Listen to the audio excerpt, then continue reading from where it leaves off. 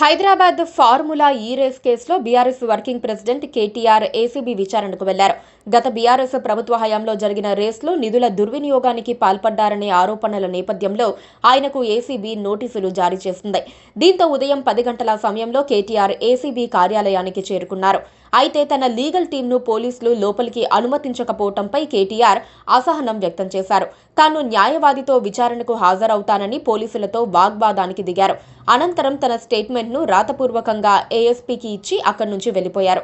అంతకు ముందు మీడియాతో మాట్లాడిన కేటీఆర్ రేవంత్ సర్కార్పై తీవ్ర ఆరోపణలు చేశారు. లగచర్ల ఘటనలో పట్నం నరేందర్ రెడ్డి ఇవ్వని స్టేట్మెంట్ను ఇచ్చినట్లుగా ఫ్యాబ్రికేట్ చేశారని, ఈ కేసులోనూ అలాగే జరిగే అవకాశం ఉందని అనుమానం వ్యక్తం చేశారు. అందుకే తాను లాయర్లతో విచారణకు హాజరవుతానంటే అడ్డుకుంటున్నారని మండిపడ్డారు. దాంతోపాటుగా సర్కార్పై మరో సంచలన ఆరోపణ చేశారు. తాను ఏసీబీ విచారణకు హాజరు కాగానే తన ఇంటిపై రైడ్స్ చేయించేందుకు రేవంత్ రెడ్డి ప్లాన్ చేశారని కేటీఆర్ ఆరోపించారు.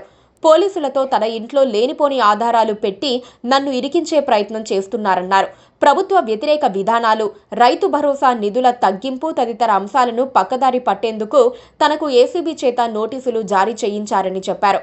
ప్రస్తుతం ఈ కేసు కోర్టు పరిధిలో ఉందని, తనకు తెలిసిన అన్ని వివరాలు ఇదివరకే కోర్టుకు చెప్పినట్లు తెలిపారు. కోర్టు తీర్పును రిజర్వ్ చేసిన తర్వాత ఈ డ్రామాలు ఎందుకని మండిపడ్డారు.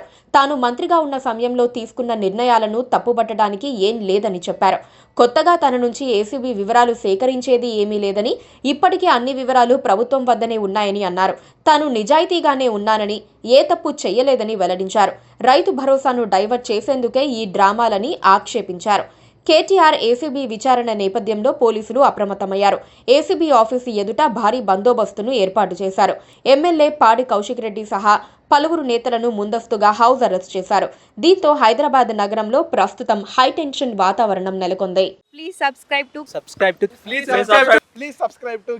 subscribe to KTV Telugu. KTV Telugu. KTV Telugu. KTV Telugu channel.